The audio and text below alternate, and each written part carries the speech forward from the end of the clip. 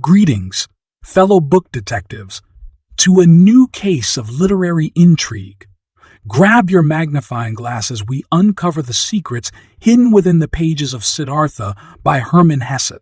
Your support as a viewer means everything to me. If you're enjoying what you're seeing, please show your appreciation by liking this video and hitting that subscribe follow button.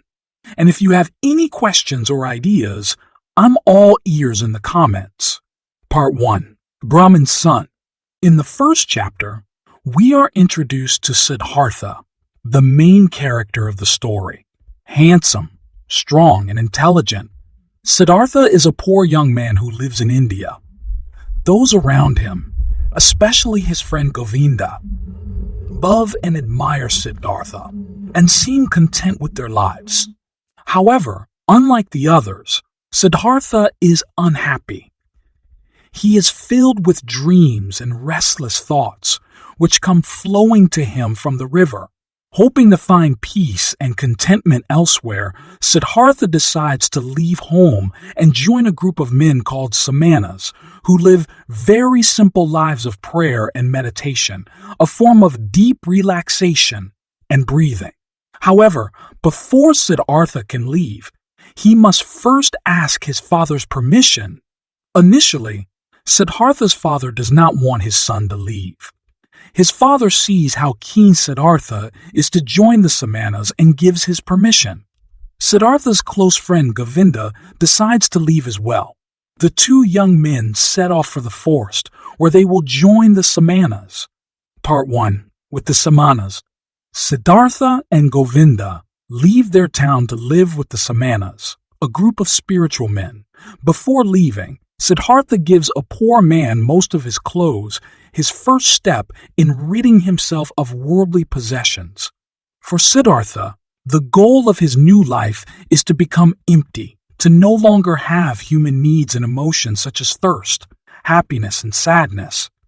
Siddhartha believes that to achieve nirvana or peace, he must strip himself of just about everything associated with being human. With Govinda at his side, the two men practice meditation, and they learn to quiet their heartbeats. They eat only once a day, and for 28 days straight, they eat nothing. Only rarely do they talk to one another, and except for the samanas, the only contact the men have with other people is when they go to the village to beg for a little food. While they are in the forest with the samanas, Siddhartha and Govinda hear a rumor spreading throughout the villages. There is a new Buddha, an extremely wise Buddhist leader named Gautama. Siddhartha is eager to learn how to find self-fulfillment, but he is skeptical how much Gautama can teach him. Eventually, Siddhartha decides to follow Gautama. Govinda goes with him.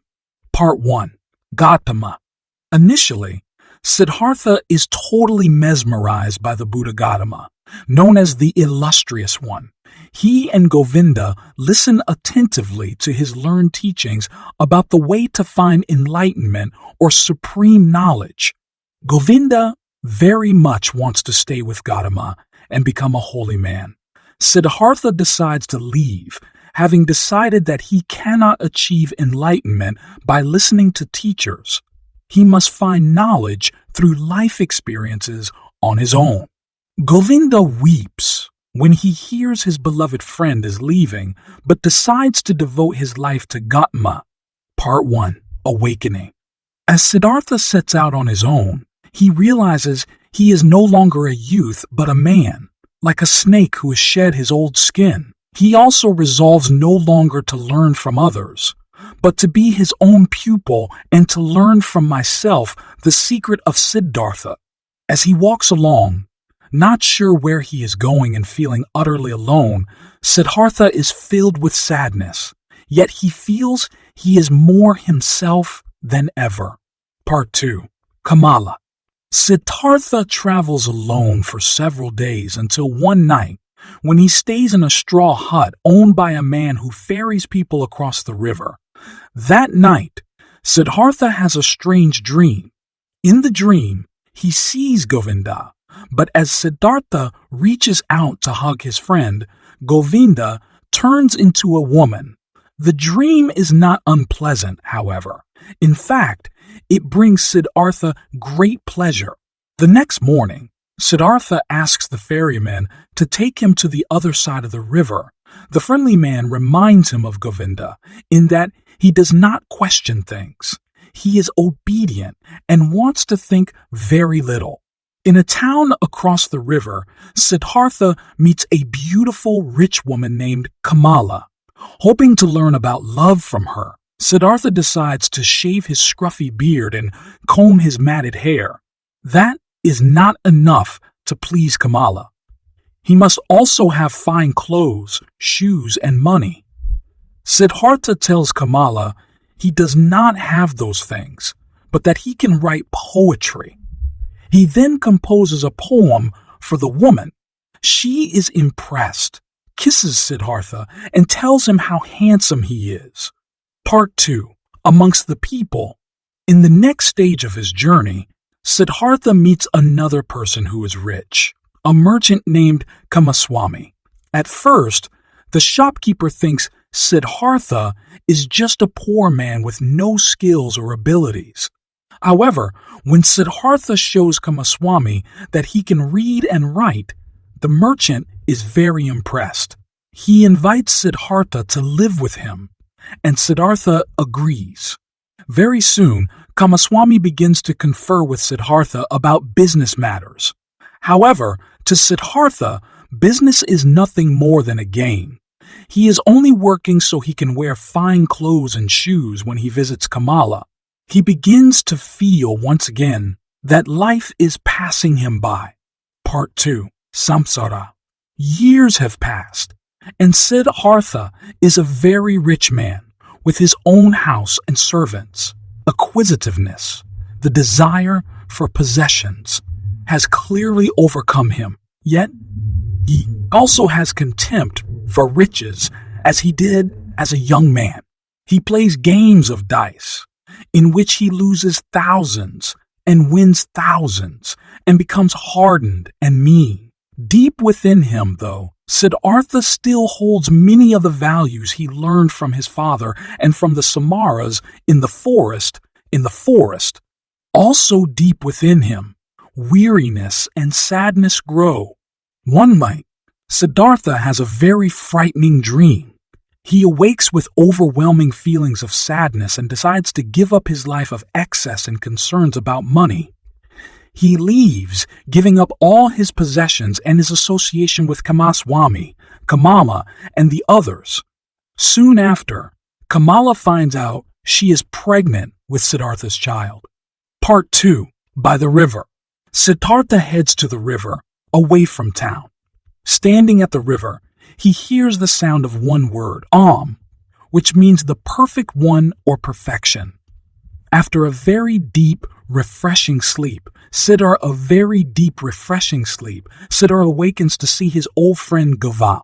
He is now a monk who preaches the teachings of his leader, Gautama.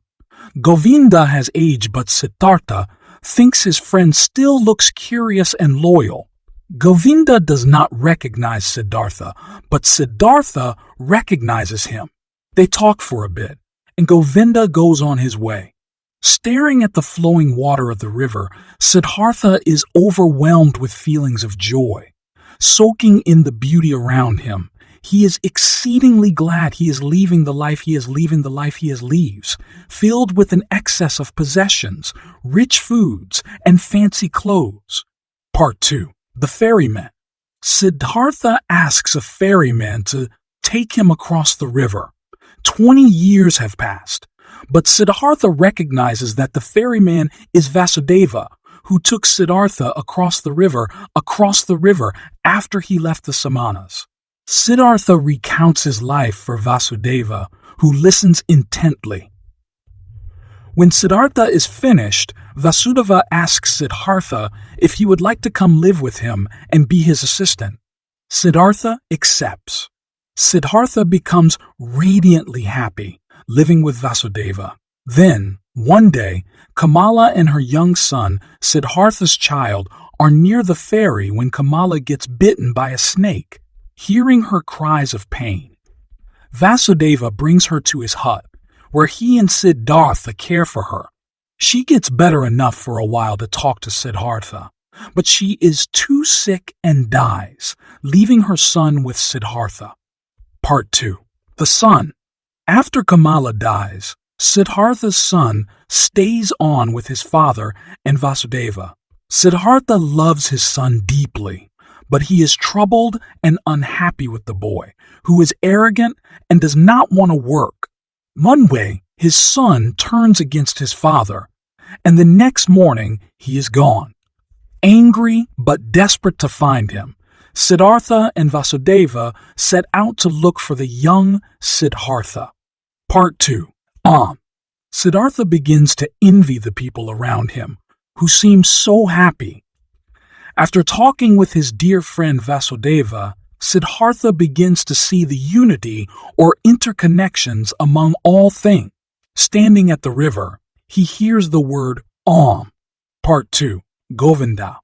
A man requests a ferry ride from Siddhartha across the river, and it turns out to be Govinda, Siddhartha's old boyhood friend, whom he has not seen in many years.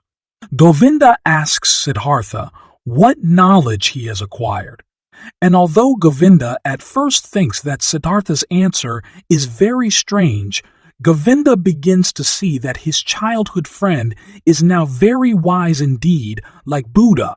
Filled with love for Siddhartha, he watches as the peaceful face of his friend turns to thousands of faces of people, fish, and animals from the present and the distant past. With tears streaming down his old face, Govinda knows now that his friend is truly holy.